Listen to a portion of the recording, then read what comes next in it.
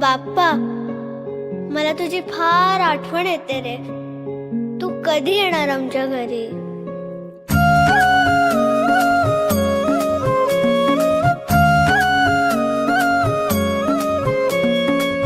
देवा तुझ्याच साठी उघडून दार, वाट पाहून झाली फार.